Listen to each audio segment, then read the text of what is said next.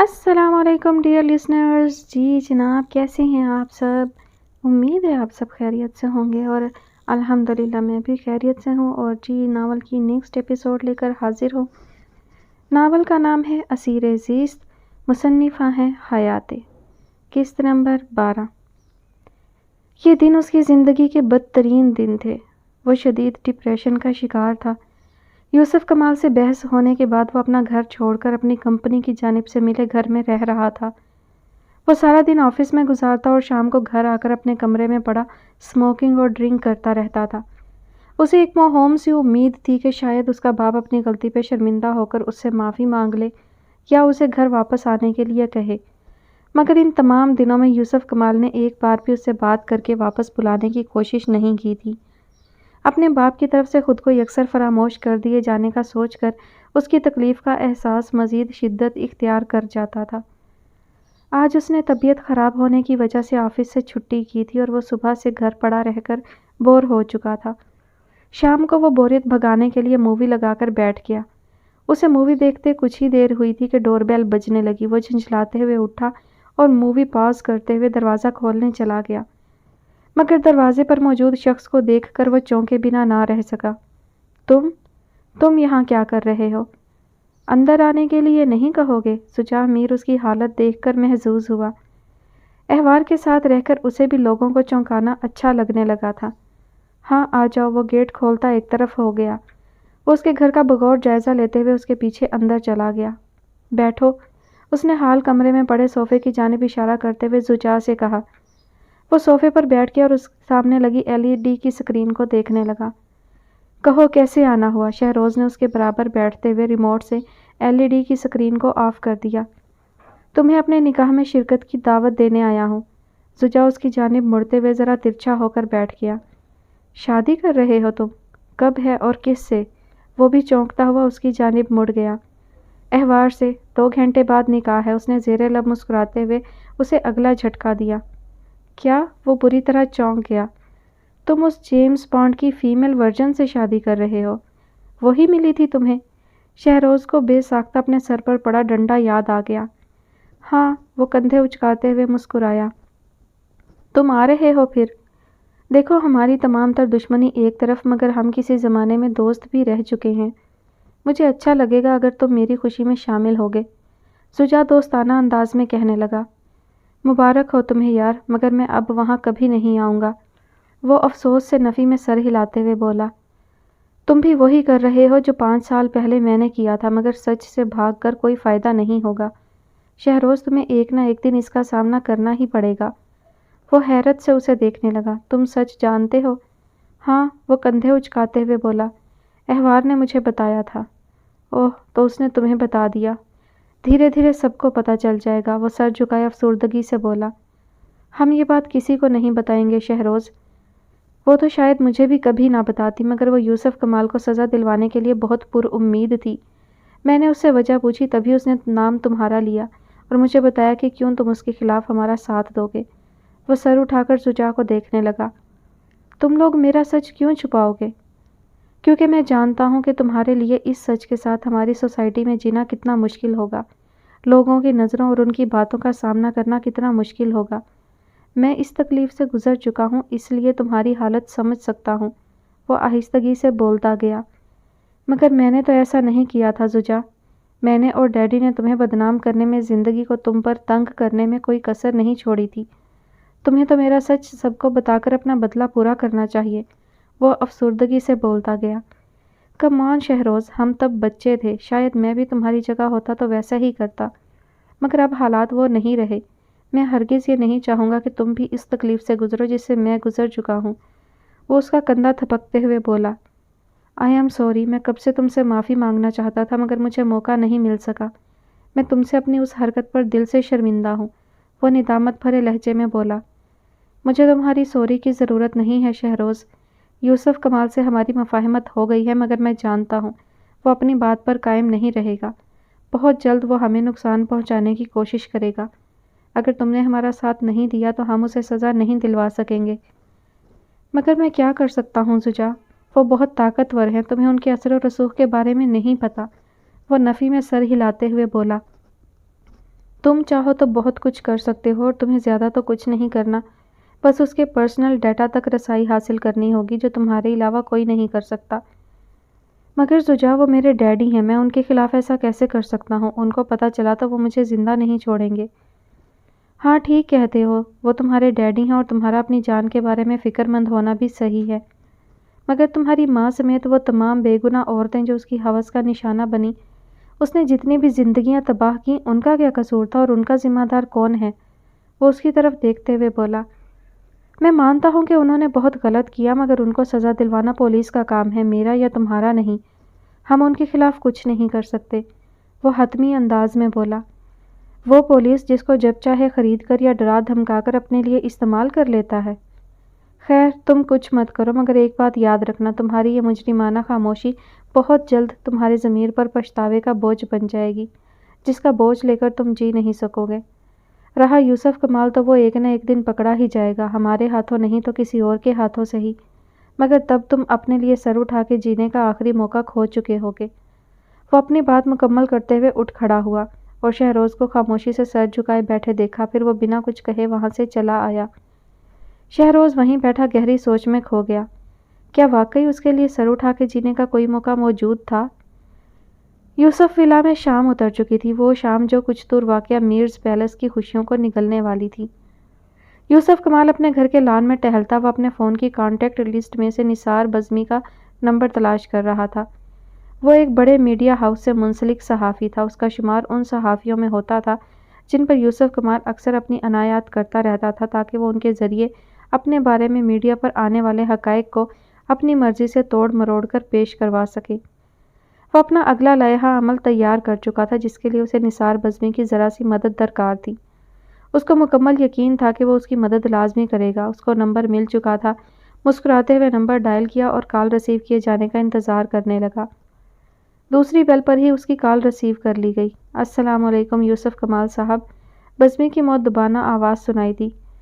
وعلیکم السلام، کیسے ہو بزمی؟ یوسف کمال نے مسکراتے ہوئے پوچھا۔ آپ کی دعا ہے سرکار۔ تم سے ایک چھوٹا کام آن پڑا تھا یار، اس نے مونچھوں کو تاؤ دیتے ہوئے اپنی بات ادھوری چھوڑ دی۔ حکم کیجیے سرکار، زہ نصیب، آپ کو بھی مجھ سے کوئی کام پڑا؟ بزمی کا لہجہ عاجزی کی انتہاؤں کو چھو رہا تھا۔ ایک چھوٹی خبر چلوانی ہے میرے خلاف ٹی وی پر۔ کیا مطلب سرکار؟ میں سمجھا نہیں۔ تم آج رات کا کھانا میرے ساتھ کھاؤ، سب سمجھا دیتا ہوں۔ اور ہاں، تمہاری گاڑی کا ماڈل بھی تو اب کافی پرانا ہو گیا ہے، وہ اپنی داڑھی کھجاتے ہوئے بولا۔ سرکار، بندہ کچھ دیر میں آپ کے پاس حاضر ہو جائے گا، بزمی نے اسی تابعداری سے کہا۔ ٹھیک ہے، پھر کھانے پہ بات کرتے ہیں۔ پھر اس نے کال منقطع کر دی۔ اسے 100% یقین تھا کہ اس کا ترتیب دیا لائحہ عمل ضرور کام کرے گا۔ اپنے کپڑوں پہ لگا کیچڑ صاف کرنے کے لیے اسے ایک بار تو اپنے ہاتھ گندے کرنے ہی پڑنے تھے، مگر اس کے بعد وہ ہمیشہ کے لیے ان الزامات سے پاک صاف ہو جاتا اور احوار سے اپنی جان چھڑوانے میں کامیاب ہو جائے گا۔ اس شام میرز پیلس کا لان ایک چھوٹے سے اوپن میرج ہال کا منظر پیش کر رہا تھا۔ تمام مہمان بن سنور کر زجا میر اور احوار بنت عبداللہ کی خوشیوں میں شرکت کرنے کے لیے آج وہاں موجود تھے۔ وہ سیاہ شیروانی میں ملبوس مرکزی نشست پر براجمان تھا۔ بظاہر وہ اپنے سامنے موجود لوگوں کو دیکھتا گہری سوچ میں کھویا ہوا تھا۔ ہاں، وہ اپنے ڈیڈ کو مس کر رہا تھا۔ یقیناً وہ آج موجود ہوتے تو وہاں موجود ہر انسان سے زیادہ خوش ہوتے۔ کچھ لمحے یوں ہی اداسی کی نظر ہو گئے، پھر اسے سامنے سے ہارون آتا دکھائی دیا، جس کو دیکھ کر اس نے غیر محسوس انداز میں اپنی آنکھوں کی نمی اندر اتار لی۔ واہ یار، تو بڑا ہینڈسم لگ رہا ہے، ہارون نے دور سے ہی ہانک لگائی۔ وہ ہلکا سا مسکرا دیا، پھر وہ اس کے قریب آ کر مرکزی نشست پر اس کے ساتھ بیٹھ گیا۔ دیکھ، میں کہتا ہوں سوچ لے، وہ اس کے کندھے پر ہاتھ رکھتے ہوئے بولا۔ زجا اچنبے سے اسے دیکھنے لگا۔ کیا پھولن دیوی سے شادی کرنا تیرا آخری فیصلہ ہے؟ ہارون، تم باز نہیں آؤ گے؟ وہ اس کا ہاتھ اپنے کندھے سے ہٹاتے ہوئے چڑھ کر بولا۔ وہ صبح سے کئی مرتبہ اس کو یہ سوال پوچھ کر چڑھا چکا تھا۔ دیکھو، یہ آخری موقع ہے، مولوی صاحب کچھ منٹوں میں نکاح پڑھانے کے لیے اس کے پاس چلے جائیں گے، پھر تم کچھ نہیں کر سکو گے۔ وہ اپنا ہاتھ پھر سے اس کے گلے کے گرد ڈال چکا تھا۔ زجا نے بے بسی سے اسے گھورا۔ ٹھیک ہے، مجھے کیا، میں تو تمہارا بھلا سوچ رہا ہوں، کہیں ایسا نہ ہو کل کو وہ تمہیں بھی کسی بات پر زہر دے دے۔ وہ تو کچھ بھی کر سکتی ہے بھائی، وہ رازداری سے اس کے کان میں بولا۔ ہارون، زجا نے اسے گھورتے ہوئے اس کی کمر پر ایک مکہ جڑ دیا۔ وہ چلاتا ہوا اس کے برابر سے اٹھ کھڑا ہوا۔ وہ وہیں بیٹھا اس کو درد سے دوہرا ہونے کی ایکٹنگ کرتے دیکھ کر مسکرانے لگا۔ زندگی واقعی نفسیاتی دوستوں کے بغیر ادھوری ہے۔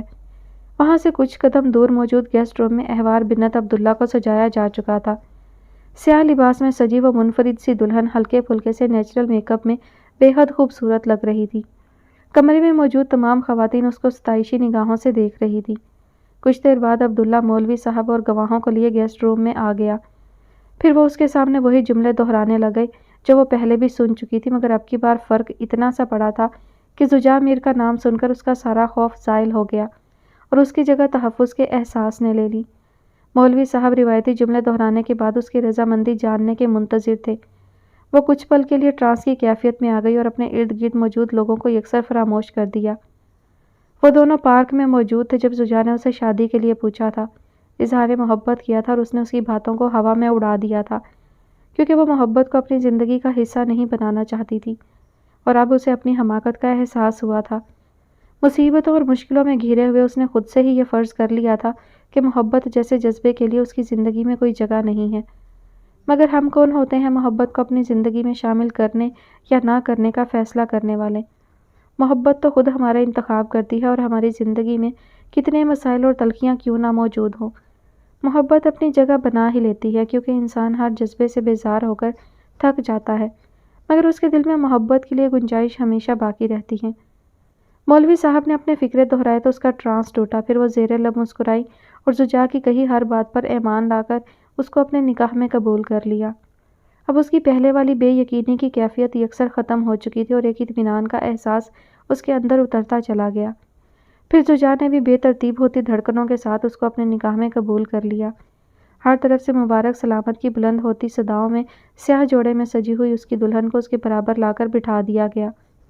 اس کی دلی خواہش پوری ہو چکی تھی۔ اس نے بہت شدت سے ان لمحات کا انتظار کیا تھا جب اس کی محبت اس کی منکوحہ بن کر اس کے پہلو میں پوری شان کے ساتھ براجمان ہوتی، اور دو محبت کرنے والوں کے لیے اس سے بہتر رشتہ کیا ہو سکتا ہے کہ وہ ایک دوسرے کے محرم بن جائیں۔ وہ اپنے کمرے کی بالکنی میں کھڑا احوار کا انتظار کر رہا تھا۔ اس کے چہرے سے ایک عجب سکون اور طمانینت کا احساس چھلک رہا تھا۔ وہ اپنی زندگی کی نئی شروعات کرنے جا رہا تھا۔ یہ رات اس کے لیے خوبصورت خواب لے کر اتری تھی۔ یوسف ولا کا ڈرائنگ روم یوسف کمال اور نثار بزمی کے جام آپس میں ٹکرانے کی آواز سے گونج اٹھا تھا۔ پھر کسی بات پر کہے لگاتے ہوئے انہوں نے اس نشے کو اپنے اندر اتارنا شروع کر دیا۔ وہ اپنا لائحہ عمل ترتیب دے چکا تھا۔ اسے 100% یقین تھا کہ اس کی حکمت عملی ضرور کام کرے گی۔ وہ پرسکون تھا کہ یہ رات اس کے لیے ہر مشکل سے نجات دہندہ ثابت ہونے والی تھی۔ وہ کئی گھنٹوں سے اپنا غصہ کمرے کی چیزوں پر اتار رہی تھی اور اب یہ عالم تھا کہ اس کا کمرہ کسی کباڑ خانے کا منظر پیش کر رہا تھا، اور وہ ان بکھری ہوئی چیزوں کے درمیان فرش پر بیٹھی گھٹنوں میں سر دیے بری طرح رو رہی تھی۔ اس کے سب خواب ٹوٹ چکے تھے۔ اس کے جذبات کی بری طرح تذلیل کی گئی تھی۔ پھر اس نے روتے روتے اپنے آنسو پونچھ لیے اور وہ لمحہ اس کے اندر حسد کی آگ جلا گیا۔ وہ سوچ چکی تھی کہ اسے کیا کرنا ہے۔ وہ اپنی تذلیل کا بدلہ لے گی۔ وہ اس لڑکی کو ہر حال میں زجا کی زندگی سے نکال باہر کرے گی جس نے اس سے اس کی ہر خوشی چھین لی تھی۔ وہ رات اس کے اندر حسد کی اس آگ کو روشن کر چکی تھی جس میں وہ اپنا سب کچھ جلا کر راکھ کرنے والی تھی۔ وہ بے چین سا بستر پر لیٹا مسلسل کروٹیں بدل رہا تھا، مگر نیند آنکھوں سے کوسوں دور تھی۔ اس کا دماغ زجا کی باتوں میں اٹک کر رہ گیا تھا۔ وہ کوشش کے باوجود بھی خود کو ان سوچوں سے آزاد نہیں کروا پا رہا تھا۔ کیا واقعی اس کی مجرمانہ چپ اس کے ضمیر پر پچھتاوے کا بوجھ بن جائے گی؟ پھر وہ سر جھٹکتا آنکھیں کھول کر اٹھ بیٹھا۔ اس کا دماغ ایک نہج پر پہنچ کر فیصلہ کر چکا تھا کہ اسے کیا کرنا ہے۔ وہ اٹھا اور اپنا سامان پیک کرنے لگا۔ وہ رات اسے اس کی تمام الجھنوں سے نکال کر فیصلہ کن موڑ پر لے آئی تھی۔ آئکہ کی طبیعت نکاح کے بعد بگڑ گئی تھی۔ زجا اسے میڈیسنز دے کر کچھ دیر وہاں رکنے کے بعد اپنے کمرے میں جا چکا تھا، جبکہ وہ ابھی تک وہیں موجود تھی۔ آئکہ اسے بار بار زجا کے پاس جانے کا کہہ رہی تھی، مگر وہ بضد تھی کہ اس کی طبیعت سنبھلنے تک وہیں رکے گی۔ قریباً 3 گھنٹے بعد اس کی طبیعت ذرا سنبھلی تو وہ سو گئیں۔ احوار نے اس کو کمبل سے اچھی طرح ڈھک کر سائڈ ٹیبل پر ایک نظر ڈالی اور وہاں اس کی ضرورت کی تمام اشیاء کے موجود ہونے کا تعین کیا۔ پھر وہ بیڈ سے نیچے اتر آئی اور دبے پاؤں چلتی کمرے سے باہر آ گئی۔ لاؤنج خالی پڑا ہوا تھا۔ گھر والوں کی واپسی صبح ہونا تھی اور فی الحال وہ سب گیسٹ روم میں سو رہے تھے۔ اس نے گہری سانس اندر کھینچتے ہوئے ایک نظر زجا کے کمرے پہ ڈالی جو اب اس کی ملکیت تھا۔ نگینہ نے اسے نکاح کے بعد بتایا تھا کہ حق مہر میں زجا یہ گھر اس کے نام لکھوا چکا ہے۔ نگینہ اسے یہ بتاتے ہوئے بہت خوش تھی، مگر وہ اس بات پر خوش بھی نہیں ہو سکی تھی۔ پھر اس نے سر جھٹک کر دونوں طرف سے اپنا لہنگا اٹھایا، دھیرے دھیرے سیڑھیاں چڑھنے لگی۔ دروازے کے قریب پہنچ کر اس نے دستک دینے کے لیے اپنا ہاتھ بڑھایا، شاید وہ سو چکا ہو، اور پھر وہ بغیر دستک دیے ہی دروازہ کھول کر اندر داخل ہو گئی۔ وہ اس کمرے میں پہلی بار آئی تھی۔ اس نے ایک نظر ڈال کر کمرے کا جائزہ لیا، جو سجایا تو نہیں گیا تھا مگر بہت صاف لگ رہا تھا۔ ہر شے نفاست سے اپنی جگہ پر رکھی گئی تھی، مگر وہ کہیں موجود نہیں تھا۔ وہ الجھتی ہوئی چند قدم آگے بڑھ کر کمرے کے وسط میں آ کھڑی ہوئی۔ تب اس کی نظر بالکنی میں موجود سائے پر پڑی۔ اس نے اطمینان بھری سانس خارج کی اور آگے بڑھتی بالکنی کے دروازے میں جا کھڑی ہوئی۔ وہ وہیں موجود تھا، ریلنگ پر بازو ٹکائے اسی انداز میں کھڑا ہوا جیسے اس نے چند دن پہلے اسے یہاں کھڑے دیکھا تھا۔ اس دن ایک نظر زجا کو یہیں کھڑے دیکھتے ہوئے اس کے دل کے کسی نہا خانے میں بھی یہاں کھڑے ہو کر باہر کا نظارہ دیکھنے کی خواہش پیدا ہوئی تھی، مگر اس نے اپنی اس بے تکی خواہشات کو فوراً اپنے ذہن سے جھٹک دیا تھا۔ وہ ایسی خواہشات کے پیچھے نہیں بھاگتی تھی جن کا پورا ہونا اسے ناممکن لگا کرتا تھا، مگر کبھی کبھی انسان کو اس کے صبر کا پھل اس طرح بھی دیا جاتا ہے کہ بن مانگے ہی اس کی جھولی میں وہ سب کچھ ڈال دیا جاتا ہے جس کی طلب میں لوگ مارے مارے پھر رہے ہوتے ہیں۔ اس نے بھی کہاں سوچا تھا کہ وہ چند دن بعد اس کمرے کی مالکن کی حیثیت سے اس بالکنی میں کھڑی ہوگی۔ وہ پھر سے بے یقینی کا شکار ہونے لگی تھی۔ کیا واقعی یہ سب اس کے ساتھ ہو رہا تھا، یا شاید یہ کوئی خوبصورت خواب تھا اور آنکھ کھلنے پر زجا کی پشت کو دیکھتا اس کا وجود ہوا میں تحلیل ہو جائے گا؟ وہ انہی سوچوں میں کھوئی ہوئی تھی جب وہ اس کی موجودگی محسوس کر کے اس کی جانب مڑا۔ تم وہاں کیوں کھڑی ہو؟ یہاں آ جاؤ، یہ رات بہت خوبصورت ہے، دیکھو کتنی سیاہ اور گہری ہے۔ پھر وہ 2 قدم اس کی جانب بڑھا اور اپنا ہاتھ اس کے سامنے کر دیا۔ اس نے جھجکتے ہوئے اپنی ہتھیلی اس کے بڑے ہوئے ہاتھ پر رکھ دی اور آنکھیں بند کر لیں۔ وہ بس تحلیل ہونے ہی والی تھی، خواب ختم ہونے ہی والا تھا، مگر اس کی بے یقینی ختم ہو گئی۔ اس کا وجود تحلیل نہیں ہوا، بلکہ زجا نے اس کا ہاتھ تھام کر اپنے قریب کر لیا۔ اس نے پلکیں اٹھائیں اور ایک نظر سامنے دیکھا، تب اسے ایک بات کا احساس ہوا کہ صرف چاندنی راتیں ہی خوبصورت نہیں ہوتیں، بعض مرتبہ ستاروں سے بھری گہری سیاہ اور خاموش راتیں بھی اپنے اندر بے پناہ کشش اور خوبصورتی سموئے ہوتی ہیں۔ تم خوش ہو؟ وہ اب تک اس کا ہاتھ تھامے ہوئے تھا۔ اس نے اس بات میں سر ہلا دیا۔ میں کیسا لگ رہا ہوں؟ وہ اس کے سوال پر ذرا الجھی۔ اصولاً تو اسے میری تعریف کرنی چاہیے اور یہ اپنے بارے میں پوچھ رہا ہے۔ اچھے لگ رہے ہو، وہ ہنوز سامنے ہی دیکھ رہی تھی۔ اب آپ مجھے یوں اگنور نہیں کر سکتی مسز زجا، میری آنکھوں میں دیکھ کر بات کریں۔ وہ اس کو کندھوں سے تھامے اس کا رخ اپنی جانب موڑتے ہوئے بولا۔ اس کی اس بے ساختہ انداز پر احوار کے دل کی دھڑکن بے ترتیب ہو گئی، مگر وہ بمشکل اپنے تاثرات پر قابو رکھتے ہوئے اس کے سامنے کھڑی ہو گئی۔ پھر سیاہ آنکھیں بھوری آنکھوں سے ملیں اور اس نے پلکیں جھپکنا یاد نہیں رکھا، کیونکہ آج سیاہ آنکھیں بھوری آنکھوں میں کھو جانے کا حق رکھتی تھیں۔ جانتی ہو، سیاہ رنگ ہمیشہ سے میرا پسندیدہ رہا ہے، مگر اتنا خوبصورت کبھی نہیں لگا جتنا آج لگ رہا ہے۔ تمہاری وجہ سے مجھے اس رنگ سے عشق ہو گیا ہے۔ وہ محویت سے اسے بولتے ہوئے سن رہی تھی۔ 1 منٹ میں آتا ہوں۔ وہ اس کو وہیں چھوڑتا کمرے کی جانب بڑھ گیا۔ کچھ لمحوں بعد وہ ایک ڈبیا ساتھ لیے واپس آ گیا۔ یہ تمہارے لیے۔ اس نے ڈبیا کھول کر اس کے سامنے کر دی، جس میں ایک خوبصورت سی ڈائمنڈ رنگ جگمگا رہی تھی۔ اس انگوٹھی کا چمکتا ہوا نگینہ اسے وقت میں کہیں پیچھے لے گیا۔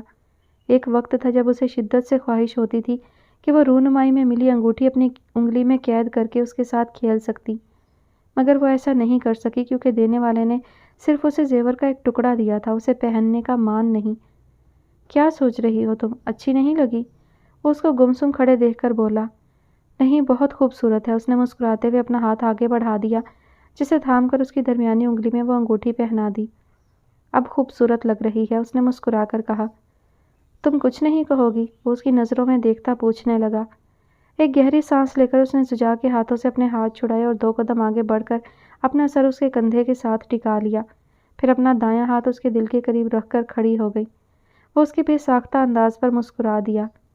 میں اپنی زندگی عدم تحفظ کے احساس کے ساتھ تنہا مشکلوں سے لڑتے ہوئے گزار رہی تھی جب تم اس میں شامل ہوئے۔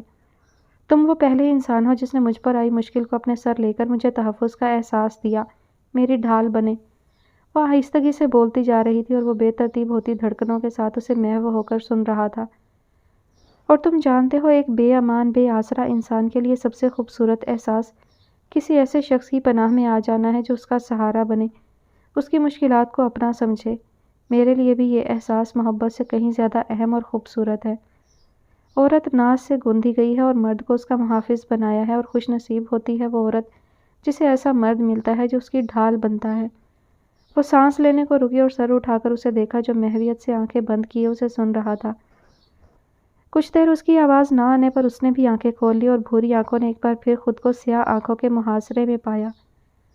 مجھے اپنی پناہ میں لے کر میری ڈھال بننے کا شکریہ، میرا نصیب بن کر مجھے خوش نصیب کرنے کا شکریہ۔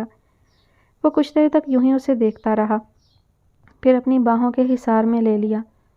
مجھے اندازہ نہیں تھا کہ تم اپنے احساسات کا اظہار اتنی خوبصورتی سے کر سکتی ہو۔ وہ ہلکا سا مسکرائی۔ میں تمہیں یقین دلاتا ہوں کہ آنے والے حالات چاہے جیسے بھی ہوں، میں ہمیشہ تمہارے ساتھ رہوں گا۔ وہ محبت کی پہلی مہر اس کے سر پہ ثبت کرتے ہوئے بولا۔ مجھے تم پہ یقین ہے۔ وہ اس کی حصار میں مطمئن سی کھڑی آج زندگی کو پہلی بار اتنے قریب سے محسوس کر رہی تھی۔ زندگی اس کی محبت کے حصار میں آنے سے پہلے اتنی خوبصورت کب تھی؟ اگلی صبح وہ دونوں ناشتہ کر رہے تھے جب فارا آفس جانے کے لیے تیار ان کے ساتھ آ بیٹھی۔ عائشہ اور جہاں زیب نے حیرت سے اسے دیکھا جو بہت فریش اور اچھے موڈ میں لگ رہی تھی۔ کیسی ہو فارا؟ جہاں زیب نے جوس کا گھونٹ بھرتے ہوئے پوچھا۔ ٹھیک ہوں، وہ مختصر بولی۔ تمہاری ممی نے تم سے رات کو ایک بات کی تھی، کیا سوچا ہے پھر تم نے اس کے بارے میں؟ وہ نیپکن سے اپنا چہرہ تپتپاتے ہوئے بولے۔ میں ممی کو جواب دے چکی ہوں۔ مجھے میری مرضی کا جواب چاہیے، اگر تم نے ہاں نہیں کی تو میں زبردستی تمہاری شادی شہروز سے کروا دوں گا۔ آپ کو کیا لگتا ہے ڈیڈی کہ آپ اپنے بزنس کے مفادات کے لیے مجھے زبردستی شہروز سے شادی کرنے پر مجبور کر لیں گے؟ ایسا کبھی نہیں ہو سکتا۔ میں مر جاؤں گی مگر آپ کی بات نہیں مانوں گی۔ وہ پٹکنے کے انداز میں گلاس میز پر رکھتے ہوئے اٹھ کھڑی ہوئی اور دروازے کی جانب بڑھ گئی۔ جہاں زیب خان بے بسی سے اسے جاتے دیکھتے رہے۔ انہیں لگا تھا کہ ان کے ڈرانے دھمکانے سے وہ مان جائے گی مگر ایسا نہیں ہوا۔ اب انہیں کوئی اور ترکیب سوچنی تھی جس سے وہ کوئی نقصان اٹھائے بغیر اپنا کام نکال لیتے۔ میں نے تو پہلے ہی کہا تھا، عائشہ افسوس سے سر جھٹکتے ہوئے بولی۔ اسے جس حد تک جانا ہے چلی جائے، میں بھی اس کا باپ ہوں، دیکھتا ہوں کیسے نہیں مانتی۔ وہ غصے سے کرسی دھکیلتے اٹھ کر باہر نکل گئے۔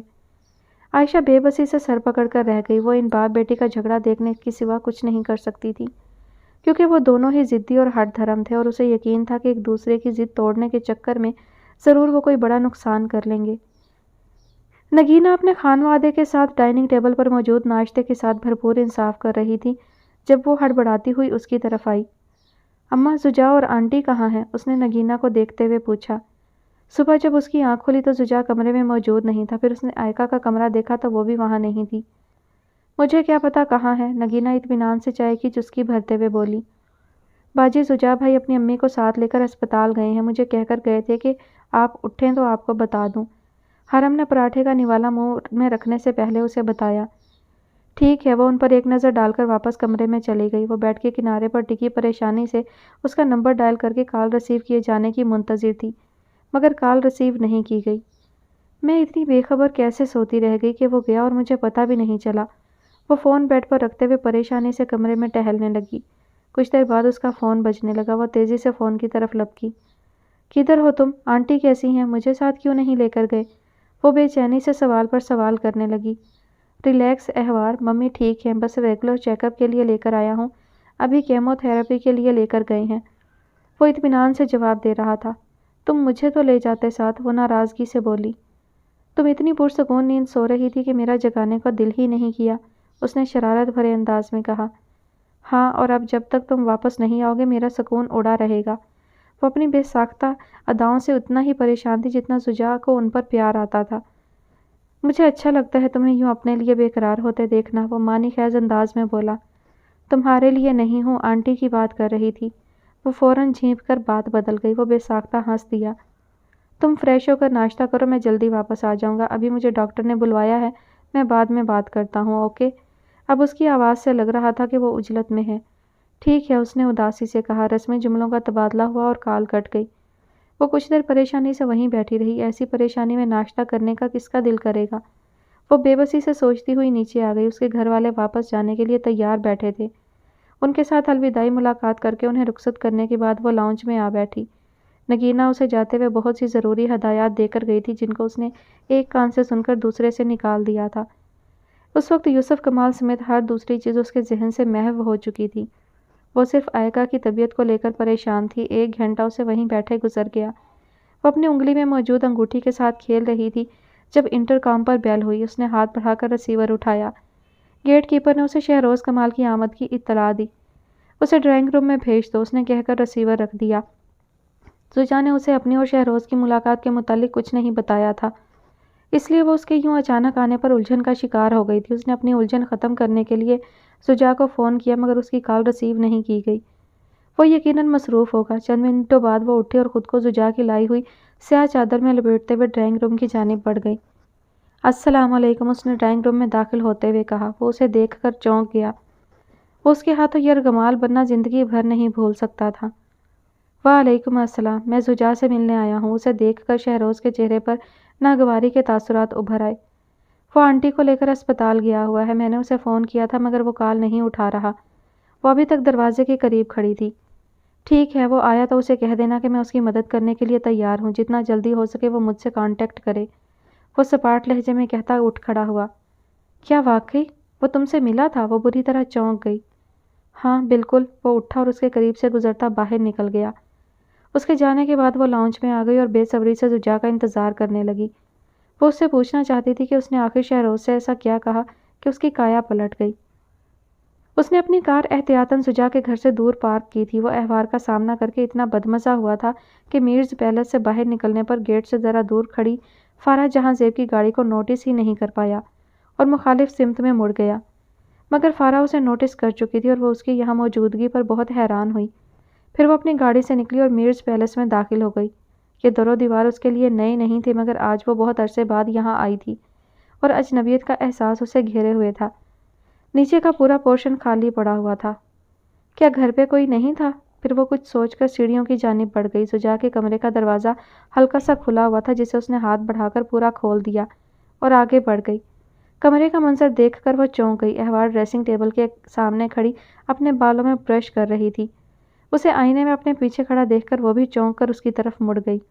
فارا ہونٹوں پر معنی خیز مسکراہٹ لیے بغور اس کا جائزہ لیتے ہوئے اس کے قریب جا کھڑی ہوئی۔ وہ بیڈ پر پڑا اپنا دوپٹہ اٹھا کر گلے میں ڈال چکی تھی۔ تو اس معصوم شکل سے تم نے زوجا کو اپنی محبت کے جال میں پھنسایا ہے، وہ اس کی آنکھوں میں دیکھتے ہوئے بولی۔ وہ پہلے ہی ہچکچاہٹ کی وجہ سے کچھ بول نہیں پا رہی تھی۔ اس پر فارا کی ایسی بات سن کر کچھ سوچنے سمجھنے کے قابل بھی نہیں رہی۔ زوجا کتنا چاہتا ہے تمہیں، تمہاری خاطر ہر ایک سے بغاوت مول لینے کو تیار ہو گیا، مگر بیچارے کی بری قسمت تو دیکھو، تم اس کی وفادار ہی نہیں نکلی۔ شادی کے اگلے ہی دن اس کی غیر موجودگی میں اپنے عاشق کو ملاقات کے لیے بلا لیا۔ وہ اس کی باتیں سن کر احوار کے کان سائیں سائیں کرنے لگے۔ وہ دھیرے دھیرے سب سمجھنے لگی تھی۔ یقیناً وہ شہروز کو یہاں سے نکلتا ہوا دیکھ چکی تھی اور اس کے یہاں آنے کو اتنا غلط رنگ دے رہی تھی۔ جب یہ بات اسے پتہ چلے گی تو کتنا دکھی ہوگا بیچارہ، ہے نا؟ وہ افسردگی سے کہتی اس کے کمرے سے باہر نکل گئی۔ وہ پتھر کی مورت بنی وہیں بیٹھی رہ گئی۔ اس کا دماغ بری طرح الجھ چکا تھا۔ زوجا فارا کی بات سن کر کیسا رد عمل دے گا یہ سوچ کر اس کا سر درد سے پھٹنے لگا تھا۔ وہ ٹانگ پر ٹانگ رکھے مطمئن سا لاؤنج میں بیٹھا خبر نامہ دیکھ رہا تھا جب شہروز کو مرکزی دروازے سے اندر داخل ہوتا دیکھ کر چونک گیا۔ السلام علیکم ڈیڈ، وہ لاپرواہی سے اس کے قریب آتے ہوئے بولا۔ وعلیکم السلام، اس نے جواب دیتے ہوئے شہروز کے پیچھے آتے نوکر کو بغور دیکھا جو اس کا سامان اٹھائے اس کے کمرے میں لے کر جا رہا تھا۔ میں واپس آ گیا ہوں ڈیڈی، بہت سوچنے کے بعد میں نے یہ فیصلہ کیا ہے، ماضی ایک بھولے بسرے قصے کو لے کر مجھے آپ سے اپنے تعلقات خراب نہیں کرنے چاہیے۔ وہ بات کرتے ہوئے یوسف کے قریب بیٹھ چکا تھا۔ یوسف کمال حیرت سے اسے دیکھنے لگا۔ کیا ہوا، آپ کو میرا واپس آنا اچھا نہیں لگا؟ وہ معصومیت سے یوسف کو دیکھتے ہوئے پوچھنے لگا۔ مجھے امید نہیں تھی کہ تمہیں اتنی جلدی عقل آ جائے گی۔ بہرحال اب تم واپس آ ہی گئے ہو تو پرانی باتوں کو بھلا کر ہمیں ایک نئی شروعات کرنی چاہیے۔ وہ اپنی حیرت پر قابو پاتے ہوئے بولا۔ جی میں بھی یہی چاہتا ہوں، اس نے مؤدبانہ انداز میں سر ہلاتے ہوئے کہا۔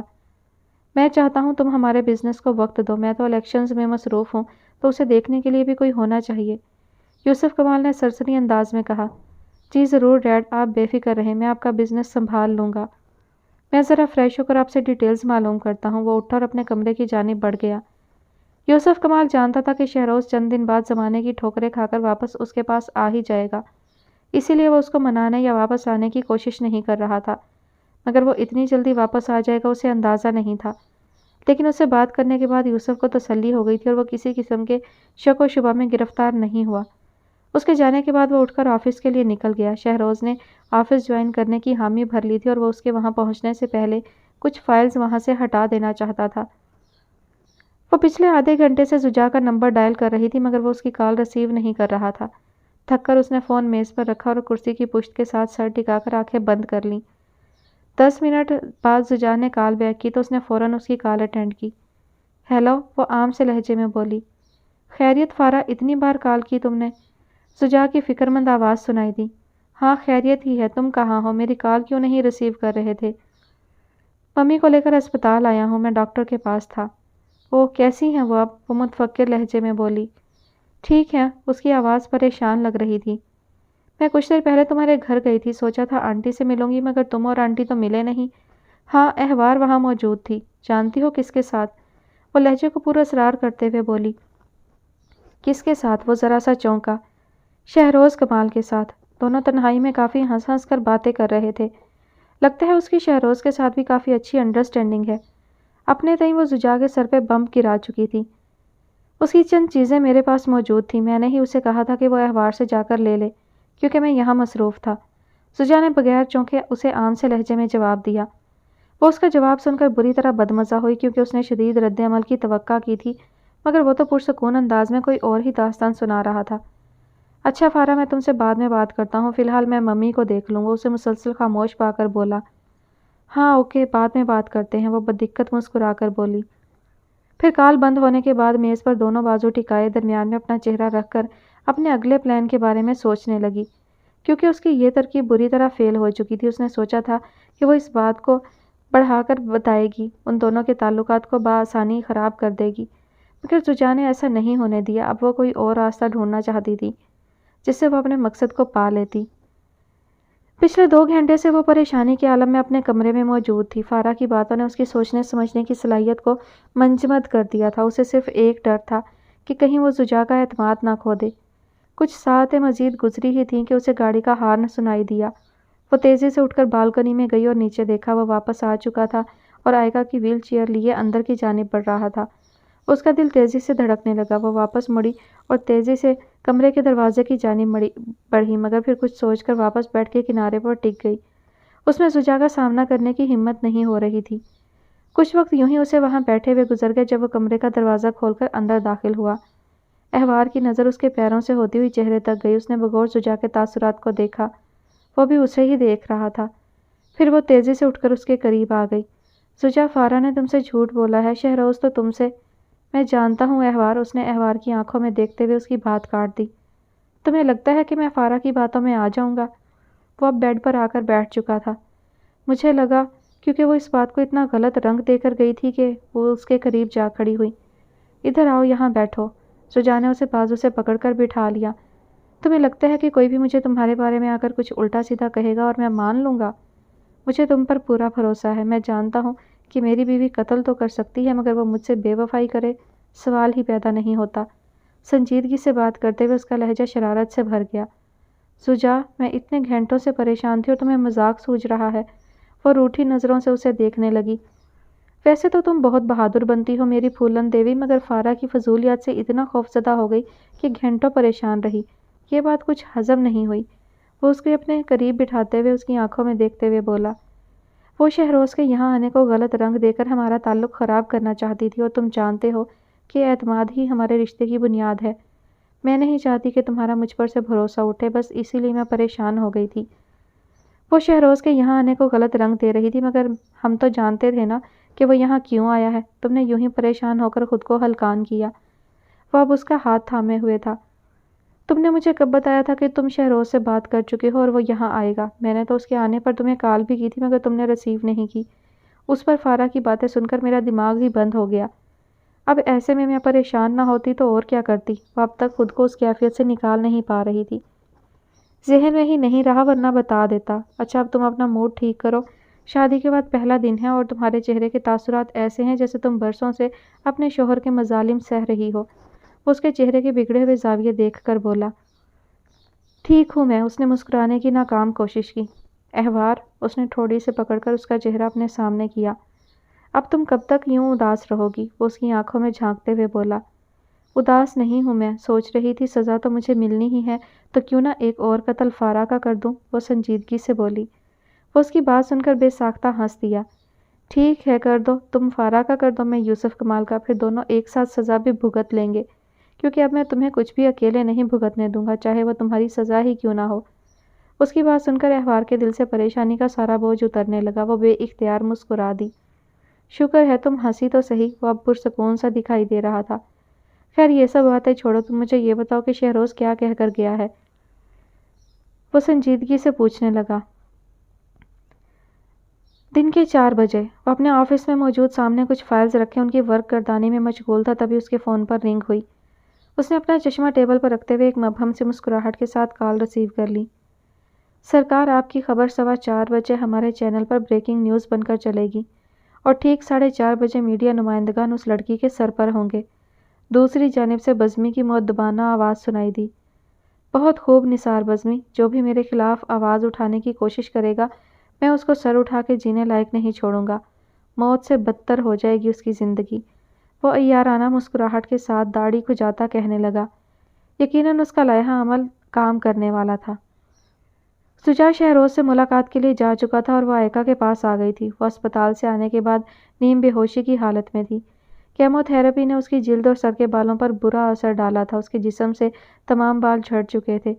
اس کے تاثرات سے لگ رہا تھا کہ وہ شدید تکلیف میں ہے، مگر وہ دونوں اس کا خیال رکھنے کے سوا اس کی تکلیف کو کم کرنے کے لیے کچھ نہیں کر سکتے تھے۔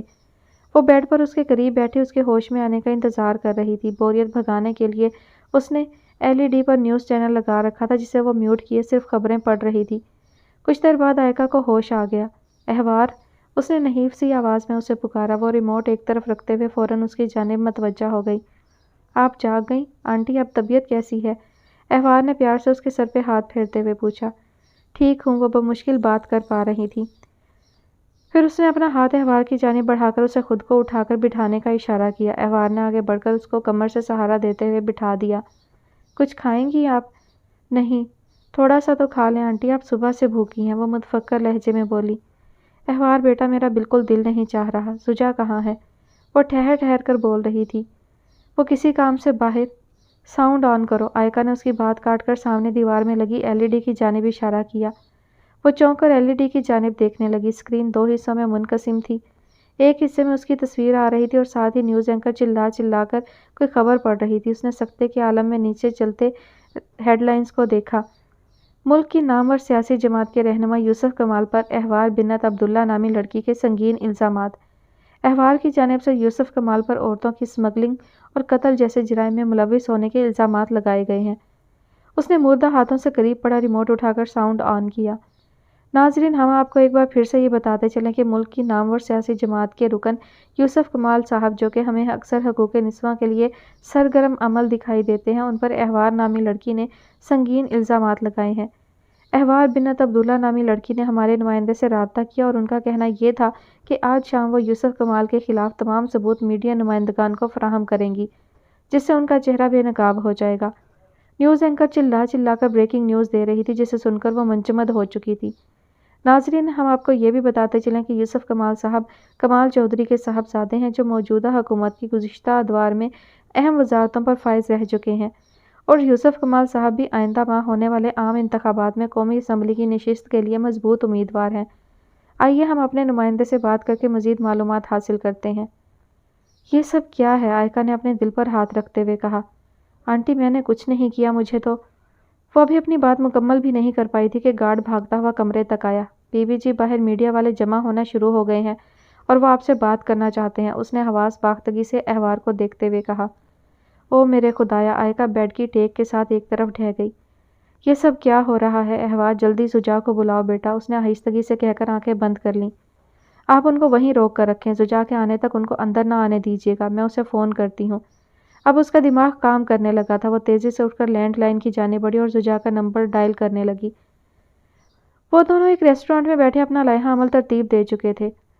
ہمیں فارا کی نظروں میں نہیں آنا چاہیے تھا۔ بہرحال اب اگر وہ تم سے اس بارے میں کوئی بھی بات کرے تو تم اسے وہی جواب دینا جو میں نے تمہیں بتایا، زجا محتاط انداز میں اسے بتا رہا تھا۔ ٹھیک ہے، ویسے مجھے نہیں لگتا کہ وہ کوئی پرابلم کریٹ کر سکتی ہے۔ لیکن پھر بھی ہمیں محتاط رہنا ہوگا اور اب ہم دوبارہ نہیں ملیں گے کیونکہ میں نہیں چاہتا کہ ہم دوبارہ کسی کی نظر میں آئیں۔ ہمارا جو بھی رابطہ ہوگا فون پر ہی ہوگا۔ ہاں ٹھیک ہے، وہ تائیدی نظروں سے اسے دیکھنے لگا۔ تم یہ کام کب تک کر دو گے؟ زوجا نے اسے بغور دیکھتے ہوئے پوچھا۔ 2-3 دن یا 1 ہفتہ، کچھ کہہ نہیں سکتا فی الحال۔ ٹھیک ہے، وہ حتمی لہجے میں بولا۔ تبھی اس کے فون پر رنگ ہونے لگی۔ اس نے فوراً ہی کال ریسیو کر لی۔ ہاں بولو احوار، اس نے کال ریسیو کرتے ہی کہا۔ شہروز ریسٹورانٹ میں ادھر ادھر دیکھنے لگا تھا۔ کیا؟ تم گارڈ سے کہو ان کو باہر روک کر رکھے، میں کچھ دیر میں پہنچ رہا ہوں۔ شہروز اس کے بدلتے ہوئے تاثرات دیکھ کر چونک گیا تھا۔ کیا ہوا؟ اس نے کال بند ہوتے ہی پوچھا۔ یوسف کمال نے ٹھیک نہیں کیا شہروز، وہ کہتے ہوئے اٹھا اور باہر نکل گیا۔ ارے مگر زوجا، یہ تو بتاؤ کہ ہوا کیا ہے؟ وہ بھی تیزی سے اس کے پیچھے لپکا، مگر تب تک وہ ریسٹورانٹ سے نکل کر اپنی گاڑی میں روانہ ہو گیا تھا۔ ریسٹورانٹ سے اس کے گھر سے آدھے گھنٹے کی ڈرائیو پر تھا، مگر وہ تیزی سے ڈرائیونگ کرتے ہوئے 15 منٹ میں گھر پہنچ گیا۔ مختلف چینلز کے میڈیا نمائندگان اس کے گھر کے باہر موجود تھے جو اندر جانے کے لیے بے تاب تھے۔ ایسے میں اس کا مین گیٹ سے اندر جانا ٹھیک نہیں تھا۔ اس نے اپنی گاڑی واپس موڑ لی اور اسی سڑک پر واپس جا کر کچھ دور کھڑی کر دی۔ وہ یوسف کمال کو کال کرنے ہی والا تھا کہ اسے داؤد شاہ کی کال موصول ہونے لگی۔ اس نے فوراً کال ریسیو کر لی۔ مجھے دی ہوئی زبان کی یہ عزت رکھی ہے تم نے زوجا میر، داؤد شاہ کی افسوس بھری آواز سنائی دی۔ انکل ایسی کوئی بات نہیں ہے، احوار نے میڈیا سے کوئی رابطہ نہیں کیا، یہ سب یوسف کمال خود کروا رہا ہے۔ میں اسے اسی بارے میں بات کرنے والا تھا، اس نے ایگریمنٹ کی خلاف ورزی کی ہے۔ وہ الجھا ہوا اسے وضاحت دینے لگا۔ تمہارا دماغ تو ٹھیک ہے، وہ کیوں اپنے خلاف میڈیا پر خبر نشر کروائے گا؟ وہ بھی تب جب الیکشن سر پر ہیں۔ داؤد شاہ کا غصہ اب کھل کر باہر آنے لگا تھا۔ میں نہیں جانتا اس کے پیچھے اس کی کیا چال ہے، مگر یہ سب وہی کر رہا ہے۔ تم جو مرضی کرو، میں نے تمہیں صرف یہ کہنے کے لیے فون کیا ہے کہ تم نے مجھے بہت مایوس کیا ہے۔ اب تم مجھ سے کسی قسم کی امید مت رکھنا، داؤد نے سپاٹ لہجے میں کہا۔ مگر انکل، اس سے پہلے کہ وہ کچھ کہتا داؤد شاہ نے کال کاٹ دی۔ وہ بے بسی سے فون کو دیکھتا رہ گیا۔ پھر کچھ سنبھل کر اس نے یوسف کمال کا نمبر ڈائل کیا اور کال ریسیو کیے جانے کا انتظار کرنے لگا۔ تیسری بیل ہونے کے بعد اس نے کال ریسیو کر لی۔ ہیلو، یوسف کمال کی مصروف آواز سنائی دی۔ آپ نے کیوں کیا ایسا؟ وہ بے بسی سے بولا۔ میں نے کیا کیا ہے؟ وہ جیسے محظوظ ہوا تھا۔ اتنا انجان بننے کی کوشش مت کریں، آپ اچھے طریقے سے جانتے ہیں کہ آپ نے کیا سازش رچی ہے۔ زوجا کا چہرہ شدت ضبط سے سرخ پڑ گیا اور دوسری جانب سے یوسف کمال کا شیطانی قہقہہ سنائی دیا۔ میری بیوی میڈیا پہ نہیں آئے گی، آپ ان لوگوں کو واپس جانے کا کہیں، وہ دبے دبے غصے سے بولا۔ ریلیکس ہو جاؤ، غصہ مت کرو زوجا، غصہ عقل کا دشمن ہوتا ہے۔ یہ ایشو چٹکی بجاتے ہی ختم ہو جائے گا، تمہیں بس وہی کرنا ہے جو میں کہوں گا، وہ اپنی ہنسی ضبط کرتے ہوئے بولا۔ کیا مطلب؟ مجھے کیا کرنا ہے؟ وہ چونک کر بولا۔ تمہیں نہیں، احوار کو میڈیا پہ آ کر ایک چھوٹا سا بیان دینا ہے، اس کے بعد میں ہمیشہ کے لیے تم لوگوں کا پیچھا چھوڑ دوں گا۔ کیسا بیان؟ اس کی چھٹی حس کسی بھیانک خطرے کا الارم بجانے لگی تھی۔ ہرگز نہیں، احوار ایسا کوئی بیان نہیں دے گی، وہ یوسف کی پوری بات سن کر نفی میں سر ہلاتا ہوا کہنے لگا۔ ٹھیک ہے، پھر تم اپنی مرضی کرو اور میں اپنی مرضی کروں گا، اس نے لاپرواہی سے کہہ کر کال کاٹ دی۔ وہ بے بسی سے فون کو دیکھتا رہ گیا۔ احوار اس سارے عرصے میں اس کو بار بار فون کر چکی تھی اور وہ اس مصیبت کا کوئی حل نہیں ڈھونڈ سکا تھا۔ اب اس کے پاس اس کے سوا کوئی چارہ نہیں تھا کہ وہ خود وہاں جاتا اور ان میڈیا نمائندگان کا سامنا کرتا۔ اس نے گاڑی واپس گھر کی طرف موڑ لی۔ میرز پیلس کے قریب پہنچ کر اس نے گاڑی باہر ہی روک دی اور نیچے اتر کے گیٹ کی جانب بڑھنے لگا۔ میڈیا والے اس کو میرز پیلس کی جانب بڑھتا دیکھ کر اس کی طرف لپکے اور سوالوں کی بوچھاڑ کر دی۔ آپ اپنی بیوی کی جانب سے یوسف کمال پر لگائے گئے الزامات کے متعلق کیا کہنا چاہیں گے؟ یہ سوال اسی میڈیا چینل کے صحافی کی جانب سے پوچھا گیا تھا جس پر بریکنگ نیوز چلی تھی۔ یوسف ان کو احوار کے متعلق تمام معلومات فراہم کر چکا تھا۔ وہ ان کے کسی سوال کا جواب دیے بغیر بمشکل جگہ بناتا آگے بڑھ گیا۔ اس کے گیٹ کے قریب پہنچنے پر گارڈ نے جلدی سے دروازہ کھولا اور وہ اندر داخل ہو گیا۔ اس کے داخل ہونے کے فوراً بعد گارڈ نے تیزی سے دروازہ بند کر دیا۔ احوار بنت عبداللہ سے ہماری بات کروائیں، ہم ان کا موقف جاننا چاہتے ہیں۔ ان سے کہیں کہ جو ثبوت ان کے پاس ہیں وہ بھی میڈیا کو فراہم کریں تاکہ سچ کھل کر سامنے آ سکے۔ چند صحافیوں کی آوازوں نے اس کا اندر تک تعقب کیا۔ احوار مرکزی دروازے کے پاس کھڑی اس کا انتظار کر رہی تھی۔ وہ زوجا کو دیکھتے ہی اس کی جانب لپکی۔ کیا ہو رہا ہے یہ سب زوجا؟ اس کے چہرے پر فکر مندی کے آثار تھے۔ یوسف کمال، اس نے کندھے اچکائے، ہم نے اس کو انڈر ایسٹیمیٹ کیا۔ ہمیں لگا ہم جلدی ثبوت حاصل کر لیں گے، مگر وہ ہماری سوچ سے زیادہ تیز نکلا۔ ہم سے پہلے ہی ہم پر وار کر دیا۔ وہ اندر کی جانب بڑھ گیا۔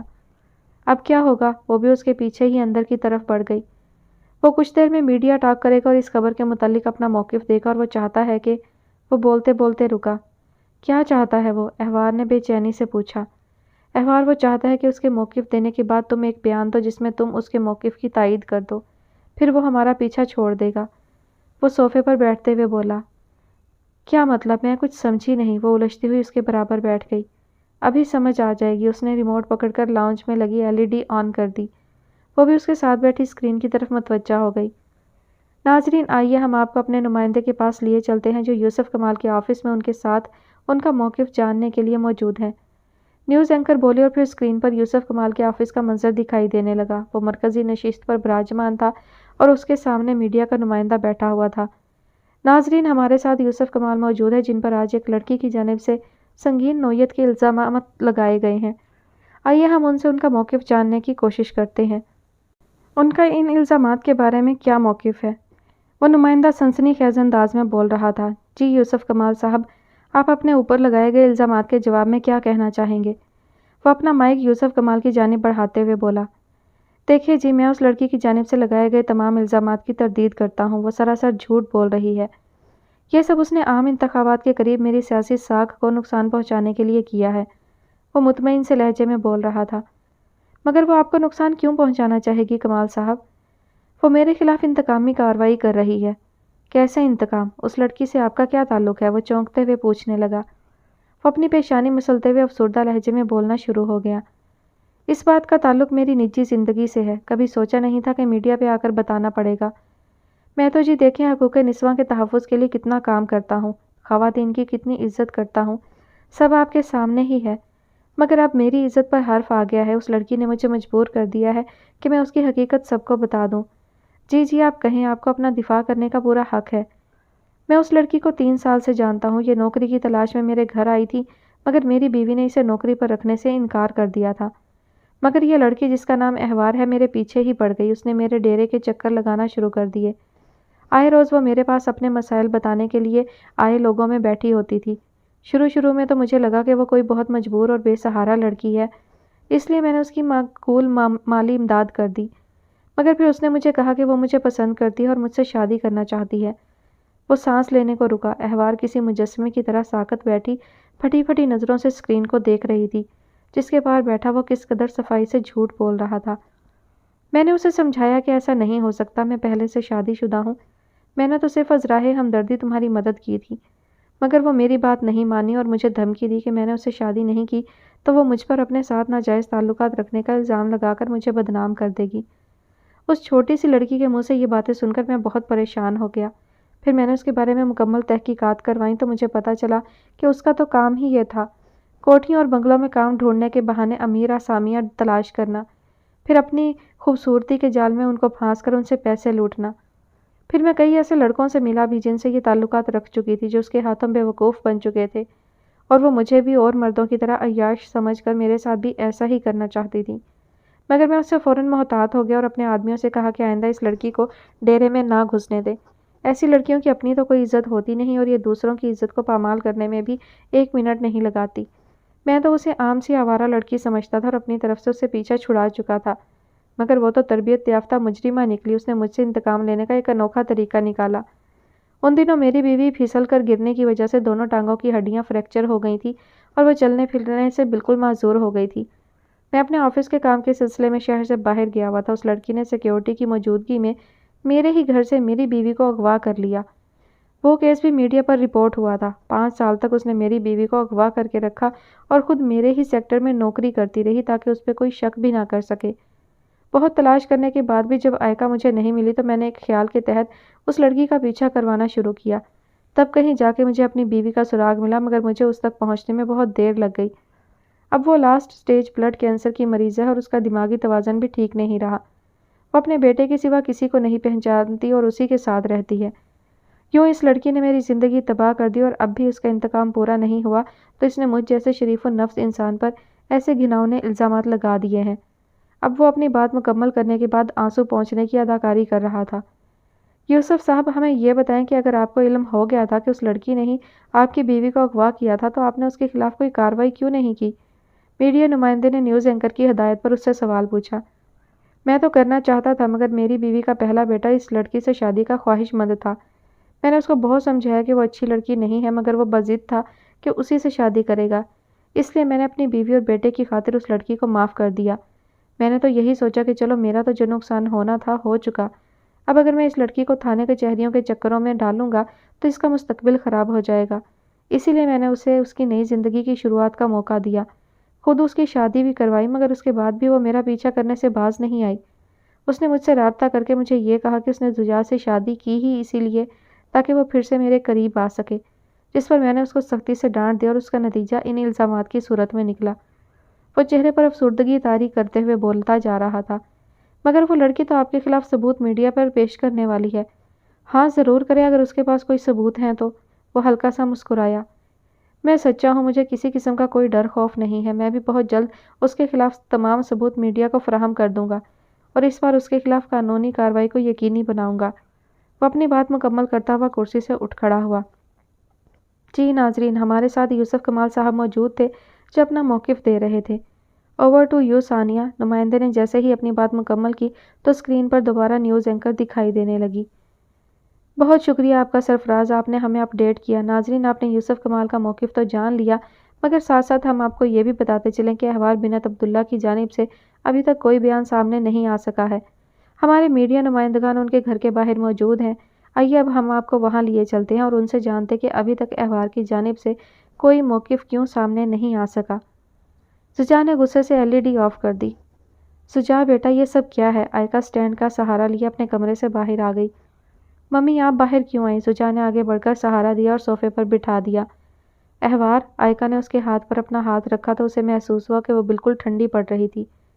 بیٹا پریشان مت ہو، سب ٹھیک ہو جائے گا۔ زجا تم یوسف سے بات کیوں نہیں کرتے؟ وہ کیا بکواس کر رہا ہے میڈیا پر آ کر؟ وہ زجا کی آنکھوں میں دیکھتے ہوئے بولی۔ ممی میں بات کر چکا ہوں۔ تبھی اس کے فون پر رنگ ہوئی، اس نے فوراً ہاتھ بڑھا کر میز پر سے فون اٹھایا، کال ریسیو کی۔ اس نے اپنے اندر اٹھتا سارا ابال یوسف کمال پر اتارنا چاہا۔ تم بہت گھٹیا انسان ہو یوسف، تم نے میری آفر کے بارے میں کیا سوچا؟ یوسف اس کے غصے کا اثر لیے بغیر بولا۔ میری بیوی ایسا کوئی بیان نہیں دے گی، تم نے میری بیوی کی کردار کشی کر کے اچھا نہیں کیا، تم بکواس کر رہے ہو، تمہارے پاس کوئی ثبوت نہیں ہے۔ وہ بہت عرصے بعد اس قدر شدید غصے میں آیا تھا۔ تم شاید بھول رہے ہو، میرے لیے گواہ خریدنا کوئی مشکل بات نہیں، اسی طرح ویڈیو اور آڈیو ایڈیٹنگ کرنا بھی فی زمانہ بہت آسان ہے۔ تو تمہاری بیوی کے خلاف سب ثبوت بہت جلد میں میڈیا کو فراہم کر کے اس پہ قانونی کارروائی کو بھی یقینی بناؤں گا، ایسا کیس بنواؤں گا کہ یاد رکھو گے، وہ مطمئن انداز میں بولا۔ اس کے ارادے سن کر زجا کو مزید طیش آ گیا۔ ٹھیک ہے، تمہیں جو کرنا ہے کرو، میں تمہیں دیکھ لوں گا، اس نے غصے سے فون کاٹ دیا۔ آئکا بے بسی سے اسے دیکھنے لگی اور وہ غصے میں میڈیا نمائندگان سے بات کرنے کے لیے باہر نکل گیا۔ احوار ابھی تک وہیں بیٹھی تھی، مگر اب وہ اس صدمہ کی حالت سے باہر نکل چکی تھی۔ اس کا دماغ تیزی سے کام کر رہا تھا اور چند ہی لمحوں کے بعد وہ یہ فیصلہ کر چکی تھی اسے کیا کرنا ہے۔